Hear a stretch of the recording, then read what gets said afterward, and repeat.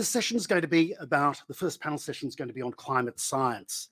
The Intergovernmental Panel on Climate Change was established in 1990, over 30 years ago, to draw together to summarise the best available knowledge on the range of different scientific and social scientific responses to the challenge of global warming. It's reported every 5 years since then. Each of the reports has become more and more robust in its articulation of the problems that we face, and clearer, though largely the messages remain the same. Climate change is real, it is happening, it's substantial, and its potential is devastating. Each of the reports has consolidated the scientific and other evidence around that and articulated in great detail many of the things that we need to pay attention to if we're going to address the problem. The sixth assessment report was released last year. All three reports, in fact, which comprises, the reports are huge, by the way. If you want to keep your cat under control, dropping one of these or all three of them on it, excellent. The three working group reports, physical science basis, impacts, adaptation, vulnerability, and mitigation of climate change. Each of the reports is available online if you don't want to buy the large paper object. The findings are alarming, very clear, and they demonstrate our potential to address climate change acceleration with deep and urgent action.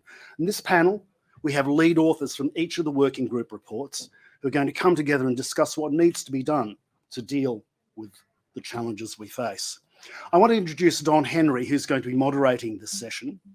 Don is the Enterprise Professor of Environmentalism at this university, and his role is to stimulate and enhance public debate and policy by working with researchers, government, civil society, global institutions, and business. And I've got to say that Don has also had a very crucial role in liaising with Mr. Al Gore in his many trips to Australia.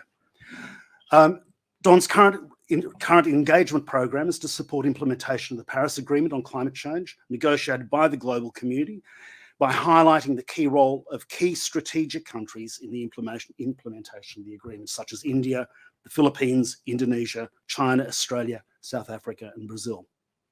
He's also done significant work with Indigenous and conservation groups in Northern Australia, and collaborative work on forest protection and sustainable use in Victoria and in Tasmania. Previously, Don was the CEO of the Australian Conservation Foundation. I had great pleasure in working with him. I was the vice president at the time. And he's also been involved in the organisation WWF, the director of WWF US, and the Wildlife Preservation Society of Queensland. In 1918, he's awarded the Order of Australia for his work in protecting Australia's native wildlife and environment. He's an international board member of the Climate Reality Project, which Al Gore has been chairing. Don, over to you. Thank you. Peter, thank you so much. And a warm welcome back, everybody, to this session. And this session's going to have some interaction. So it'll be a chance for us to ask questions and be engaged with a really wonderful panel. Before we start, I just also want to do an acknowledgement of country here and acknowledge elders, past, present, and future, and acknowledge both the responsibilities we have to the Indigenous owners of this land and the learning we can do from them as they lived sustainably on this continent for so many generations, and as we desperately need to do. Let me do a quick introduction of our panel. So this session's looking at science, and as Peter alluded, we're very, very fortunate to have authors here. Everybody is an author in some form or other with the IPCC.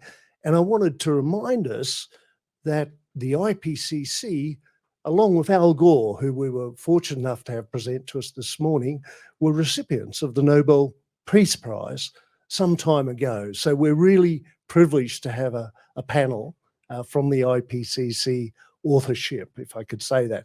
Now, I'm going to introduce one by one, just fairly briefly, because everyone here can read in bios. And I want to first start, if I could, Zeb Nicholls. Warm welcome, Zeb. Hey, Zeb, have I got this right? I'm assuming you're in the School of Geography, Earth and Atmospheric Sciences? Yep, that's correct. Great, I haven't misintroduced you on the start there. So, Zeb, you're an expert in climate modelling. I'll let you bring that into some of the conversation, but a lot of the IPCC work and a lot of our work in looking at both climate threats and solutions is based across different climate models. And the role of climate modeling is so important to what we're talking about and is often not fully recognised, I think. So Zeb, fabulous to have you here. Kathryn Bowen. Kathryn, wonderful to have you here as well. You're a professor in the School of Global and Population Health, and it's fabulous to have someone who's got great expertise in the health and environment nexus, in adaptation generally, and I want to acknowledge your commitment to environmental action as well, if you don't mind. Thank you so much. For many of us, David Karoly needs no introduction. David, you're an honorary professor now back at the School of Atmospheric Science, etc., if I may do that. And David, you've served most recently leading CSIRO's work in the climate space in many ways, but David's made fabulous and distinguished contributions internationally in climate science over many, many years, and also fabulous contributions to civil society as well. And I want to acknowledge that, David. And I know, for example, David sits on the advisory board for the Australia Pacific branch of Al Gore's Climate Reality Project. So David, great to have you here. Jackie, you're going to be introduced 3 or 4 times by the end of this, but there's nothing wrong with repetition. So Jackie is a distinguished professor in the law school, and your skills and experience in environmental and climate law are just so important to us at the moment, but very significantly, your leadership of Melbourne Climate Futures is just wonderful, and we're really appreciative of the effort and the work that goes in behind that. So it's great to have you on the panel as well, Jackie. Now I'm going to try and toss a few questions, and then if I'm doing my job, about 5:30, we'll flick to questions from the audience. Just to let you know if this works well, I think you've got a, what do you call those stamps? A QR code. You can tell I'm very experienced at these. So go to that little stamp. It'll lead you into sticking questions that apparently pop up on the screen in front of me here. And so it's a great chance to interact, and we'll look forward to that about 5:30, but try and get some questions coming in. I can see, no, that's not a question there yet, but want to really encourage that so we can have some good, vigorous discussion. Hey, Zeb, this is probably a non-science question, but many people would probably say, look, at the moment, for action, knowledge is not the biggest problem. We've got a lot of climate knowledge out there. You know, you may want to refer to how solid that is or work that's needed, but what else do we need to really ensure knowledge is heard and acted on? Would you have a few thoughts on that? I think you've hit on the head that this isn't exactly my field of expertise. So I'm going to do something which you're always told not to do in media training, which is make comments about things outside your field of expertise. I think, yeah, I wish I knew the answer to the question. I had a nice, neat 15-second summary because I think that would unlock a lot of things. But my feeling is that in our social and political and economic systems, there are a lot of actions which would make sense for pretty much everyone involved. And a really obvious one is energy efficiency measures, right? You save money, you save energy, and it has climate benefits. And yet in many parts of the world, we still don't take these measures. And so I guess one of the big questions I ask myself is what incentives need to be put in place to unlock this and to reduce the friction that we see in these systems? That's not my area of expertise, but there are people within the university, within Australia and around the world who think about this a lot. And I think paying more attention to what they're saying and what they tell us we need to align incentives with climate action could help unlock a lot of the action we actually need. For climate scientists ourselves, I thought about this a little bit, especially through the IPCC process, because you see the outcomes come and you wonder, well, we've been talking about this really solid evidence for a while. What's not working here? And I think one of the things we could really do better is a lot of actors want climate information. and they want really solid climate information, and they want it relevant to their field. I'm going to use Kathryn next to me as an example of this, who does health research. And often it's harder for us as climate scientists to give those answers than it really should be. And I think spending some more time thinking about how can we translate what's in our heads and on our computers into the heads of other people and onto their computers in a way which is more useful, I think could really help unlock a lot more of the action we need and allow people to make arguments which speak the language they need to speak rather than speaking the language that scientists speak.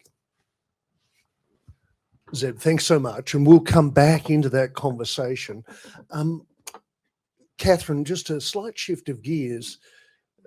We had a wonderful address this morning from the Honourable Henry Puna, and he was emphasising the crucial nature of adaptation in the Pacific.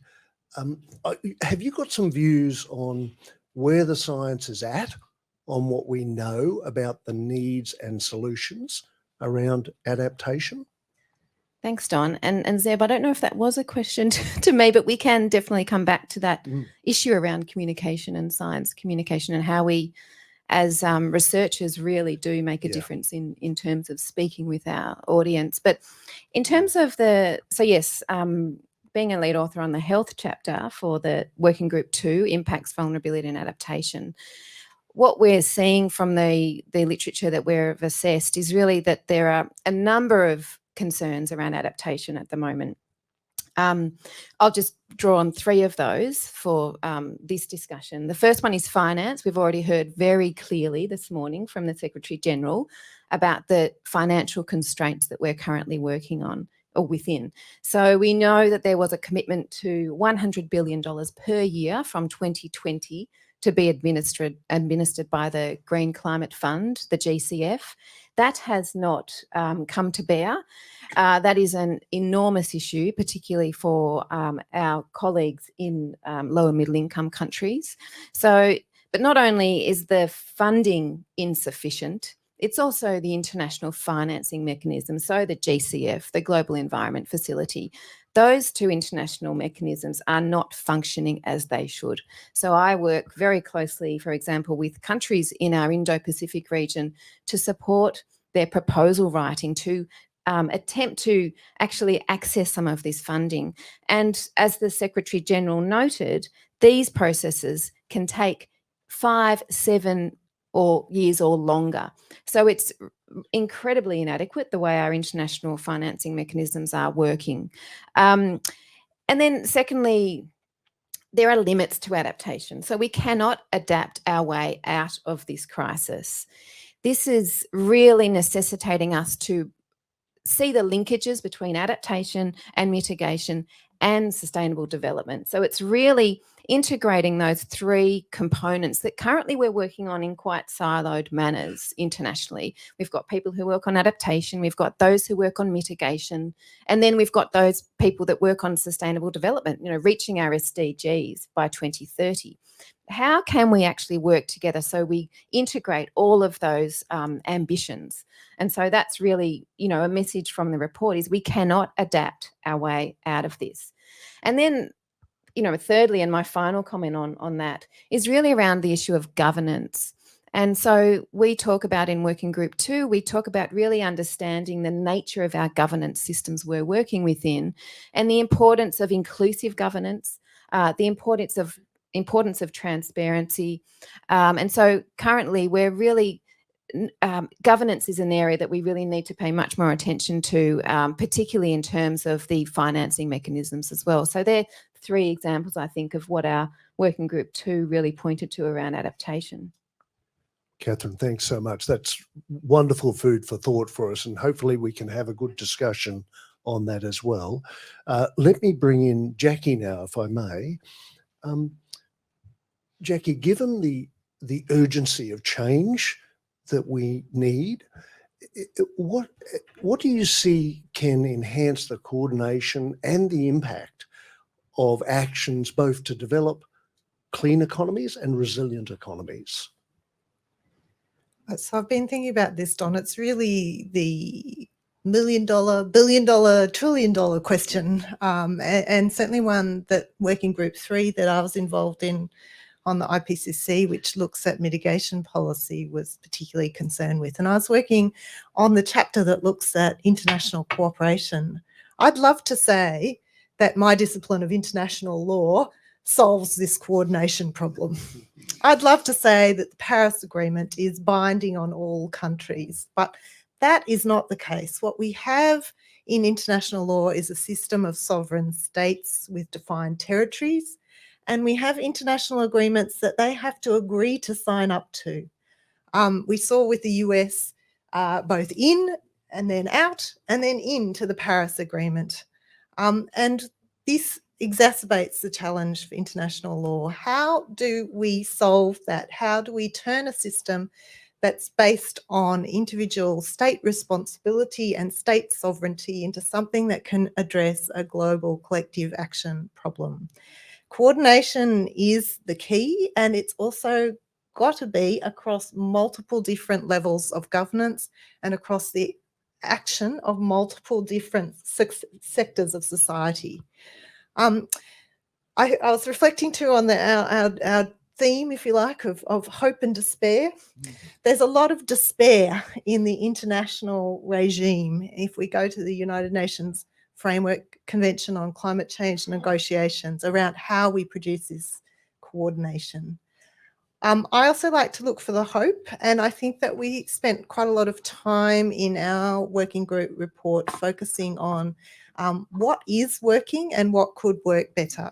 And I'd just like to point to one thing around the Paris Agreement that I think is a really hopeful sign. So the Paris Agreement, as we heard, sets temperature goals. It sets a temperature goal to stay well below 2 degrees above pre-industrial levels of warming, and to pursue a goal of 1.5 degrees centigrade, which is, as we know, really important in our region and the Pacific. And those goals are really having a transformative effect, I think, on multiple levels of governance and on multiple sectors of society in the actions that they are taking.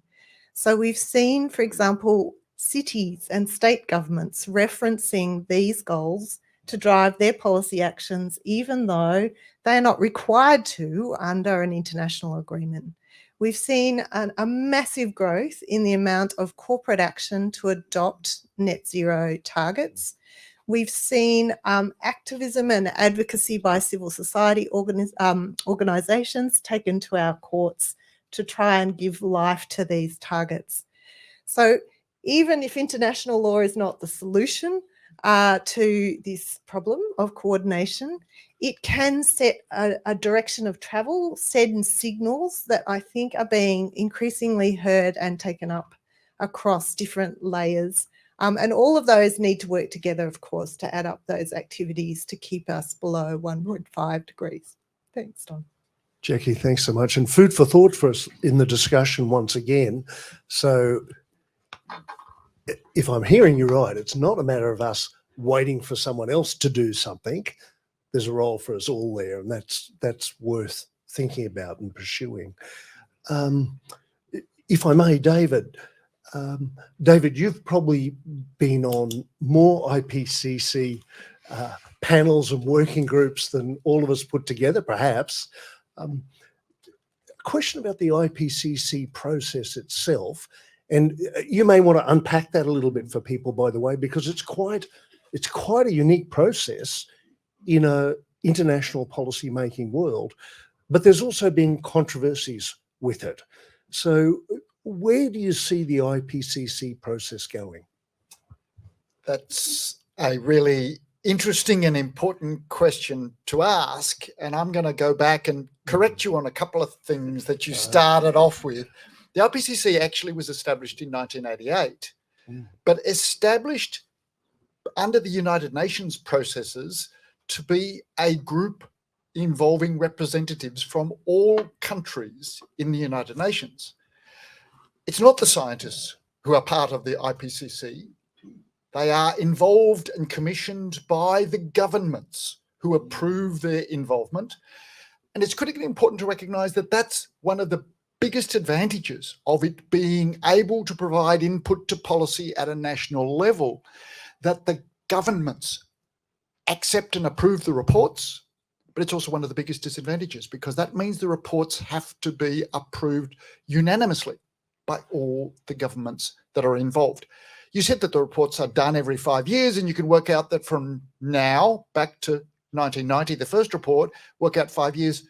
Actually, the most recent report, because of COVID interruptions, was 8 years between when it was finalized in 2021 and 2022. We're still waiting on the synthesis report.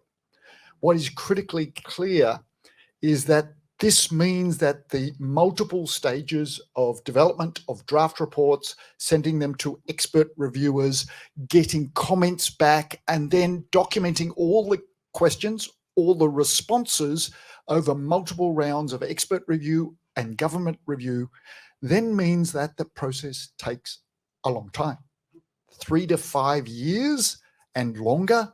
And that means that there are opportunities for interested so-called experts to provide inputs that have to be responded to. Often it would be nice to be able to say, that's just rubbish, but we're not allowed to as authors. You have to document carefully the basis for the, if you like, positions in all of the IPCC assessments, and they're based on peer-reviewed published material. In all of the academic publications and journals, they're not the opinions of the authors. They have to be supported by all the assessments, all the material, all the documents. And every one of them, every publication, every journal, every report has multiple stages. It means that it takes an enormous amount of time, and that means that when they come out, they're already out of date, because they cannot include the most recent science. They cannot include the most recent material that's critically important. That's an advantage, but it's also a disadvantage. Most recently, last weekend, there was a major conference in Australia of conservative, how would I say, representatives, CPAC, that basically says the IPCC is a conspiracy under the United Nations to take over the government of the world. Well, it might be, but it's complete fiction. But talking complete fiction in right-wing conferences is apparently allowed. You can completely ignore the science, you can completely ignore the policy and the recommendations and say what you like if you are or were a participant at the CPAC conference. So there is many criticisms, but it's also clear that the robust process involved in the IPCC has been recognized in many approaches around the world and is now being used, for instance, for the assessments of biodiversity. And the same sorts of processes of multiple stages is being recognized, critically important in coming up with robust scientific assessments in many different issues. David, thanks so much. And once again, let's feel free to explore this. The questions are already coming in. So what I'd like to propose is, rather than additional questions, let's jump into some discussion here, if that's okay. Zeb, you were touching on, and Kathryn mentioned as well, the whole issue of science communication. And the first question is this: the IPCC put more effort into communication around this latest series of reports that are coming out compared with the past. For anybody or all, how would you rate the success of that communication, particularly for specific target audiences such as young people, non-engaged people? I'd throw in Indigenous peoples. And what insights would you draw for improvement in science communication? Do you want to start with me? I think overall the communication that came out around AR6 was a massive improvement on what we've seen previously. I think everyone involved in that should be congratulated for it. I do a lot of work with quantitative data, so running models, crunching numbers, and we still have an issue getting the quantitative data out. So the high-level messages, I think, came out really, really well this time. But actually taking the data that comes out of our models and putting them in someone else's model is still a challenge. And that was sort of what I was getting at when I was referring to Kathryn, is often we get questions from, for example, health researchers tell us how many more days we're going to have over 35 degrees in summer in 50 years' time under this scenario versus that scenario. And our ability to quantify these things in a way which is meaningful to health researchers, for example, or researchers in other fields, is still an area where I think we can make massive improvements. And I think we're seeing, as Don said, more and more boardrooms want to be able to make decisions and include climate impacts or climate risks as part of those decisions. And it's still, I would say, often too hard for them to do that. And so we need to work on how can we make it simpler? How can we get it into the language they need so they can actually change their decisions based on climate information? Not just recognize it, but actually say to their shareholders, we're changing our position from this to this, and the reason is something related to climate. I think at the moment, many directors would feel very, very nervous about doing that in front of a lot of their shareholders. David.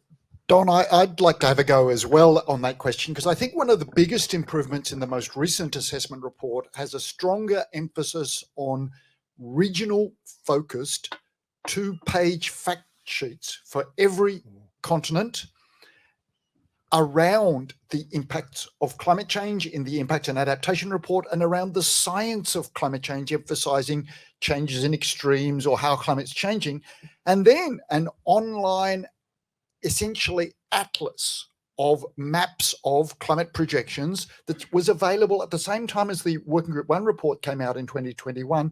This online atlas is accessible to all people around the world who've got access to the internet. Now, obviously, that's not all people in the world, but that means that you can look at and find in your region and in whatever, if you like, impact variable you're interested in, a range of climate change projection information for different scenarios for the future. Those are major improvements, both the regional fact sheets, 2 pages, and the atlas. I just want to offer a brief comment, Don. I do think the communication effort and the media training that we all received, indeed, this time around was a very different thing. This was my first experience working on the IPCC, because I think lawyers haven't been much on the IPCC to date, but it reflects a change in the dynamic around focusing on implementation and solutions, and that's where disciplines in the social sciences, including law, can play a role. But one audience that I've been really struck with that's taking up IPCC science and clearly benefiting from these communications is the courts, and indeed the young people advocates who are increasingly using the courts as an avenue for climate justice. And in fact, one of the things that most struck me in my IPCC experience when we were meeting for our second meeting in New Delhi, and we're all sort of sitting in a hotel compound, and the IPCC Bureau sent around a letter that had been sent to the IPCC by Greta Thunberg and other youth activists. And they said, we rely so much on the IPCC science to speak truth to policymakers. Please keep what you're doing. Keep doing what you are doing. And to me, if I'd been wondering why I was traveling around the world, leaving my family behind, sifting through millions of pages and papers and review comments as you do, to me, that's the reason. Something that we're saying is reaching the audiences who need to hear it and need to take action on it. And that, I think, to me, was a really inspiring moment in my IPCC work. Thank you, Jackie. Kathryn. I wanted to pick up on Zeb's comment around, climate information and the importance of providing this to decision makers, and just to also highlight, there's clearly limits to the quantification of, climate impacts in particular, and I think that it's important for us as climate researchers to understand other domains of knowledge, and this comes back to the Secretary General's point around the importance of knowledge. And in some cases, and in many cases in the places I work, in the Indo-Pacific, there's insufficient data available to make decisions, quantitative data, that is. So when I'm working with different ministries of health, economics, environment, climate change, we have to seek different types of knowledge, different types of information that may not be quantified in our traditional sense of that. So expert elicitation, storytelling, there are other ways of accumulating this knowledge that then can be communicated to decision makers. And so it's a balance. And it's also really important that decision making is not stagnant because there's someone saying we don't have enough data. That's an enormous challenge that we face as climate researchers. And we know enough to take immediate and urgent action now. We think we need to be thinking about win-win solutions. So what will be helpful anyway, even if we're not necessarily having a specific and precise understanding of the impacts. And so I think it's important we have these broader discussions as well. In terms of the communication of the IPCC report, or the Working Group 2 particularly, I felt that the release of Working Group 2 report coincided with the first of the extreme weather events we saw in northern New South Wales and southern Queensland. So this was already a topic that was being discussed in the week that Working Group 2's report was being released. So unfortunately, there was that collision of that event and the release of the report, but it actually, I think, elevated the release and the attention that was paid to it by the media. And then one final note, I suppose, on the report, and something that I'd been reflecting on being involved with it this time, was that it does show, so for those who aren't familiar, we assess the published peer-reviewed literature. We can assess some grey literature, but really the bias is towards peer-reviewed literature. There's an inequity in terms of where that literature sits. So there's an incredible discrepancy between the literature that's produced by those in what we call the global north versus those in the global south. So it's really important that we address that inequity and that we can listen to the voices of, the majority of the global population in the global south. So that's an area that really was apparent to me when we were reviewing the literature. And so how do we support our colleagues in the different regions of the world that we work in so that we can understand the impacts and the solutions that are available in all parts of the world and not have this bias towards the global north literature? Kathryn, can I boomerang? You've posed that as a question. I'd love to get people's thoughts on the answer, because we heard the Honourable Henry Puna passionately talking about the Pacific nations, and I would assume what you said about inequity of peer-reviewed material, if one applied that to Pacific nations, it may well be there.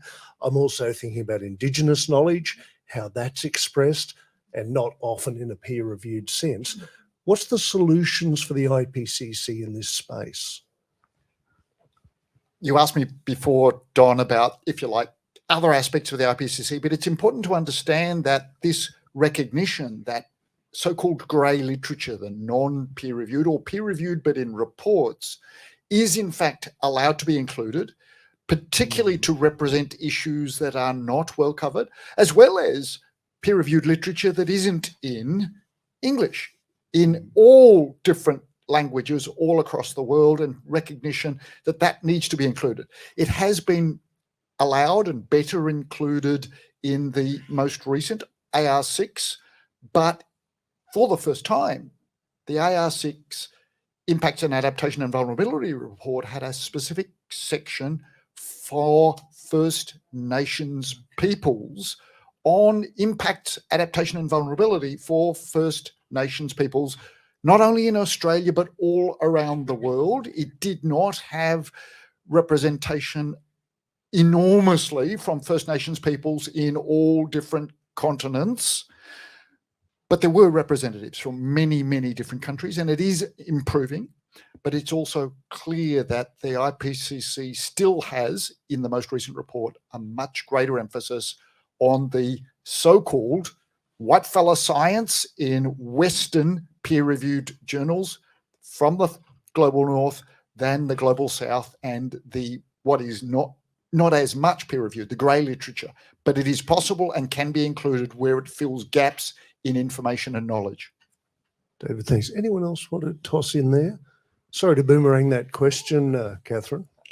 I'm happy to speak to it, but not so much what the IPCC can do. The IPCC is a really well-established vehicle now for translating the science that exists in the peer-reviewed literature into policy. I think what we actually need to work on is how we build knowledge that's sitting in other places often, whether it's in grey literature, whether it's traditional knowledge, whether it's in the kinds of reports and other documents that we produce in many different parts of the world for many different purposes, but not for peer-reviewed literature. So uplifting that into the peer-reviewed literature is an important function that researchers can play.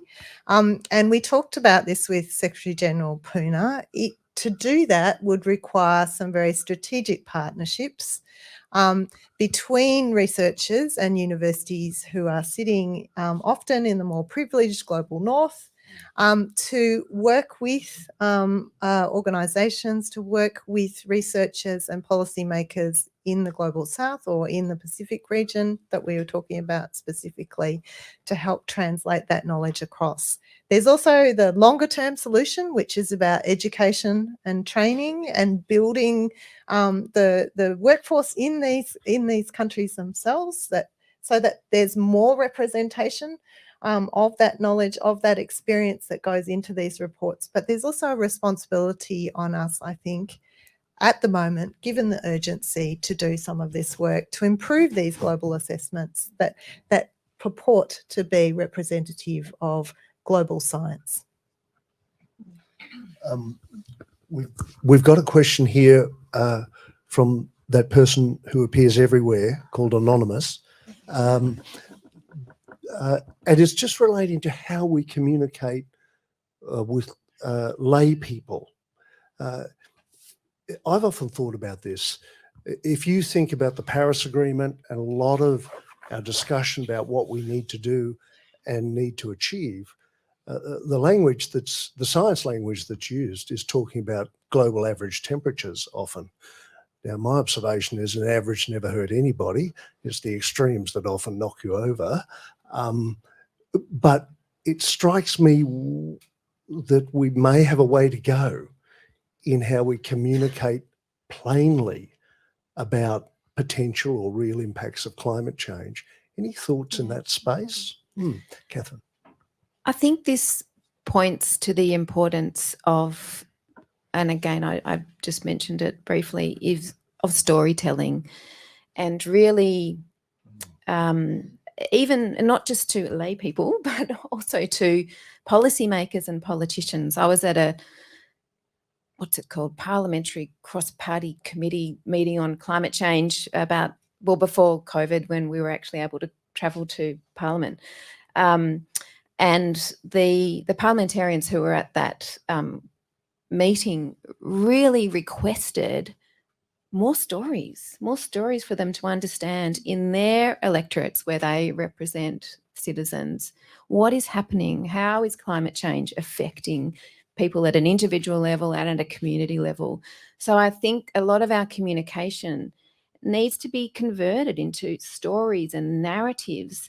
You know, the data will only go so far. We really need to understand. And I think Thea's mentioned this morning of her personal impact from the floods earlier this year was just so compelling. I've got a musical interlude. And I was really moved personally by that. And it shows the power of our stories. And unfortunately, until climate change does impact each and every one of us at an individual level, particularly for our parliamentarians, you know, we'll still have a big struggle. So let's go on to another question. This is anonymous again, probably a different anonymous. Whoops, I've just lost it. Let me paraphrase it. So for young people, particularly younger people at university, some of this is a pretty heavy load to bear. So the question's really about hope budget, but it's also about how we support students, early career researchers with what they're doing. And the challenge, the more you know about things, the less pretty it looks at times. So what advice or thoughts would you have for students and young researchers and really keeping their hope budget up? So when I started researching climate change, which was relatively recently, my master supervisor used to talk about doing simulations which ended up with around 2 degrees of global warming at the end of the century. Now, he was British, so it didn't sound like this, but he basically said, mate, you're wasting your time. Don't worry about it. We're not going to go to 2 degrees. It's 2.5 minimum and above. So if your model doesn't work at less than 2 degrees, it's not an issue. Now, that was about 10 years ago. We have made absolutely enormous progress compared to where we used to be and what we used to think was possible. And if you look at the range of scenarios over time, in the early 1990 IPCC reports, the minimum warming you saw in the scenarios was 2.5, 3 degrees at the end of the century. We're now pushing the envelope where we have scenarios that are back down at 1.3, 1.2 degrees by the end of the century. And so I think the sort of what Kathryn's talking about, the storytelling about what we might see if we actually followed such a pathway is really starting to have an impact. And we're seeing that already with the discussions we're having. I think we're also seeing that in our emissions, right? Our emissions are frankly depressing, but in our socioeconomic systems, growth is the thing which people hang on to. And our emissions for the last 10 years have definitely not shown 3% per year growth, the top type of thing that people really like to see in their economic reports. They're roughly stable, and that's not going to get us out of the climate problem, but it's a pretty worrying sign if you think that this is the investment area for where we're going next. I think the fact that we're even seeing any of those signs shows that we are starting to make progress and is a real reason for hope that once things start to fall over and we start to actually see those industries decline, they could decline a lot faster than we think they will. Now, we're still going to have to deal with a lot of climate impacts, but compared to where we used to be, we're exploring worlds that are looking much better than what we ever imagined possible was probably 10, 20 years ago. Don, if I might add to that, I think for all of us who are researching in this area, leading in this area, working on policy and other actions, for our young people audiences, it's really important to be realistic about what's possible, but also I think to communicate hope and positive solutions where they do exist. What I found really inspiring working on the IPCC Working Group 3 report was that it was focused on solutions. So it has chapters that cover every sector of the economy. And in each of those chapters, it goes through quite exhaustively all the things we already know we have and how to implement them, and the experience of countries that are leading on the implementation and finding that it's a lot easier and less costly than they thought it would be. To me, that's a story of hope, because it says this can be done if we have the will to do it. So I think for those in the younger generations, and I think Secretary General Henry Puna talked to this before, you have an absolute moral right to demand of your policymakers, your leaders, your teachers, that they put those actions, those words into actions. We have the solutions there. We have the knowledge. We're able to act. We just need to get on with it. And Don, just let me add to that a little bit. And there is what that means, because all sectors are involved in the climate solutions. There are opportunities for young people for jobs in any area that they want to work on. A knowledge of climate science and climate solutions will be critical for any job in at present and in the future. It's building this, if you like, climate solution capability as well as adaptation capability that's critically important for young people, because that's where all the jobs in the future will be focused. Yeah, great points. And Zeb, I really liked your sort of historical reflections on how things are looking up, particularly in terms of the modelling and what we're understanding that's coming from that. And so just a couple of examples from me in terms of some positive signs. There's a push at the moment for signing a non-proliferation, I can never say that word, of fossil fuels internationally. The World Health Organization has signed that, the first UN agency to put its name behind that. So I think that's a really important signal. And it's, you know, the WHO is really providing excellent leadership in the area of climate change and environmental change. They also released a WHO manifesto for a healthy and green recovery from the pandemic. And really, they put nature at the core of that manifesto. And it was quite a brave thing for the WHO in the midst of all the political turmoil around the pandemic to be developing this document within the unit of climate and health as well. So there's some terrific leadership at the WHO level. And also domestically, so DFAT, our Department of Foreign Affairs and Trade, I'm involved with their support of Indo-Pacific countries that are that receive funding for their health sectors. And for the first time, they're the first bilateral donor to incorporate a climate change specialist in their health design teams. And we would all know that DFAT is one of the largest funders across our region for health budgets. And so incorporating a climate change element into the health designs is really a substantial step forward. So there's some examples of some more sort of international, positive signs. But yeah, I think the other side is that really individual level of action as well. And we can all, whether it's participating in a local NGO or, there are so many other ways we can see that there's really terrific work happening. And I find that really reassuring because I work generally at the international level. So seeing grassroots action really gives me hope in terms of the changes that are being made as well. Just a side comment, there's a saying from some business schools that the change process generally often takes much longer than you'd expect.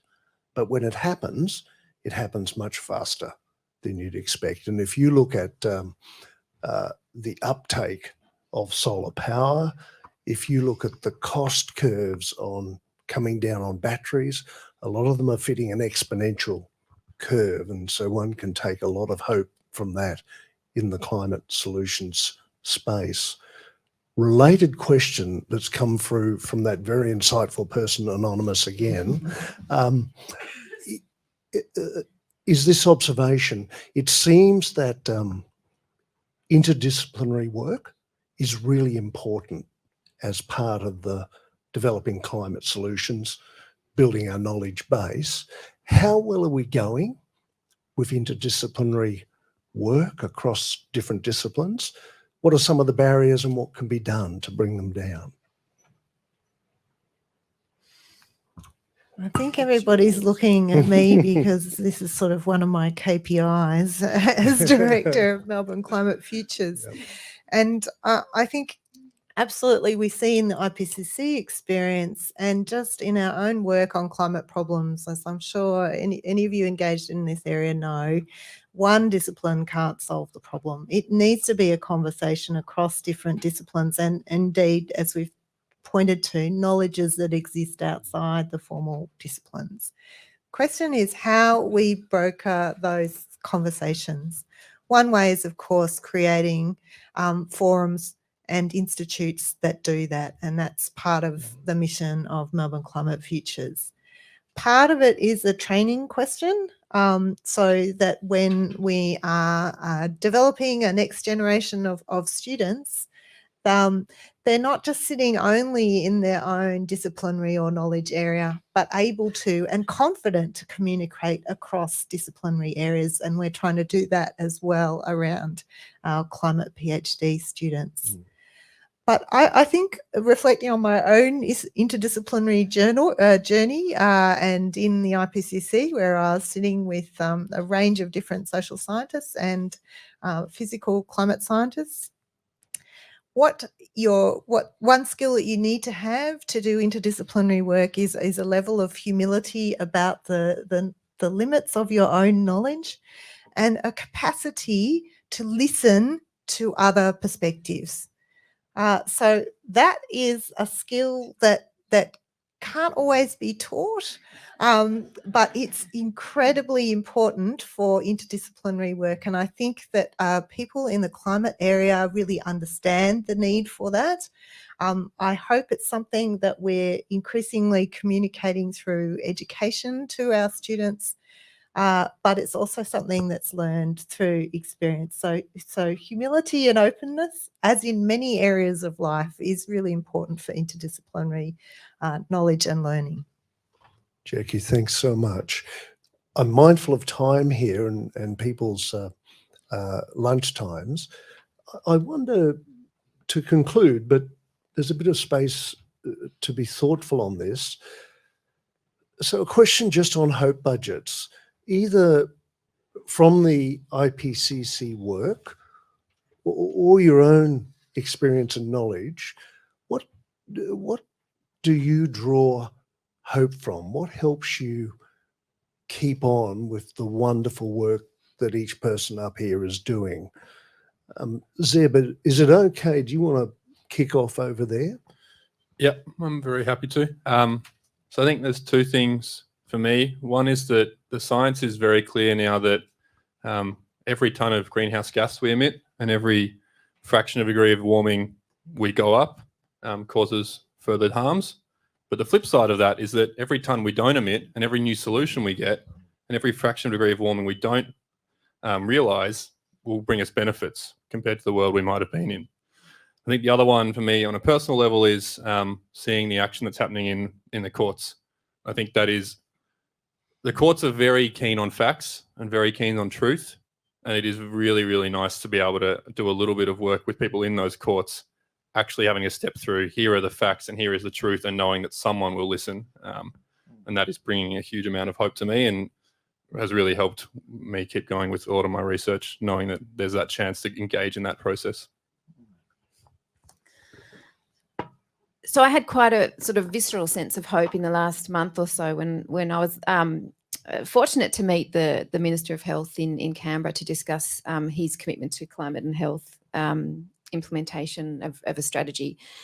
And I could actually sense the change in the mood in the building. And so that was quite interesting in terms of the hope that then instilled in me. We've got a long way to go, absolutely, but we're in a much better position now.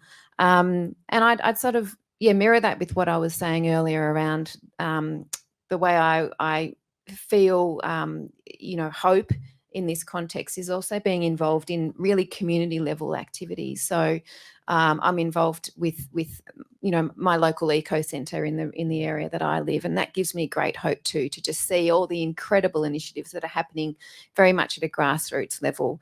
And I suppose I've got a lovely quote I'd like to share too from Rebecca Solnit, the feminist author.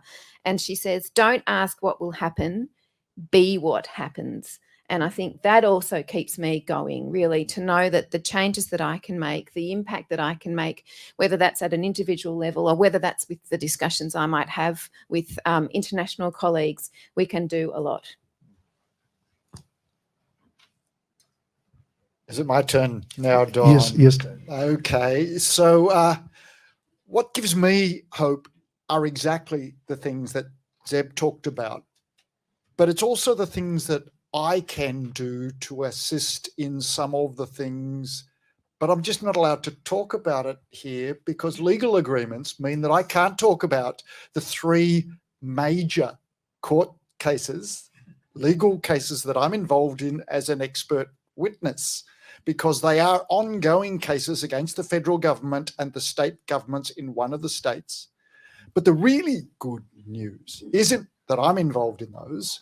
The really good news is that some coal-fired power stations are being phased out early.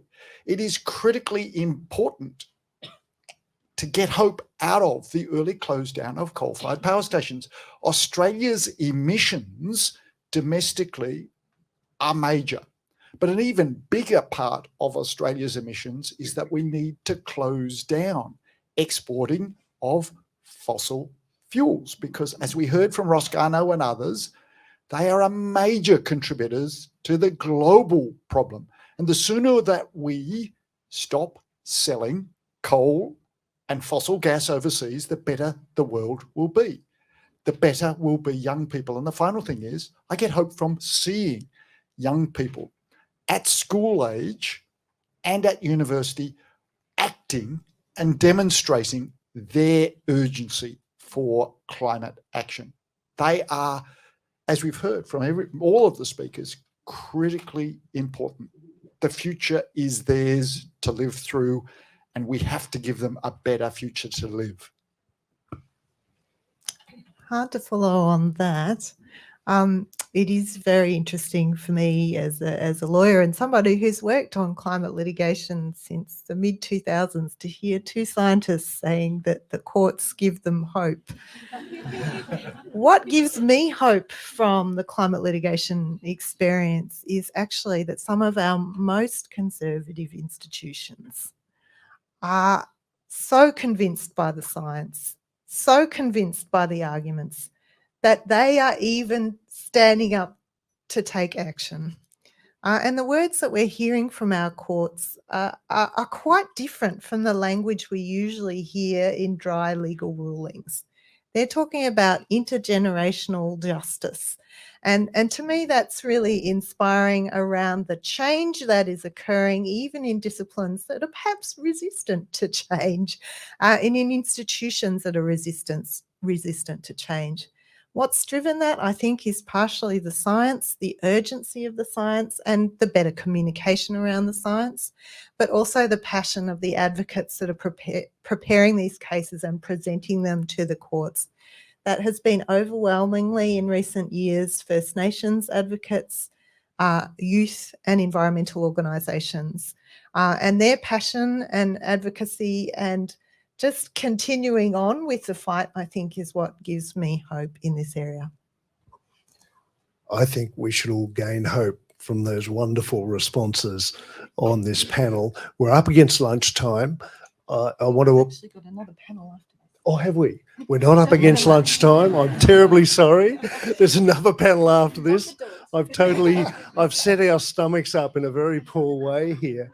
I just want to... We haven't been able to get through all the questions. There's 4 here from Anonymous again that I haven't been able to tackle. So an apology that we haven't been able to cover them all. Just join with me in thanking a wonderful panel for this session.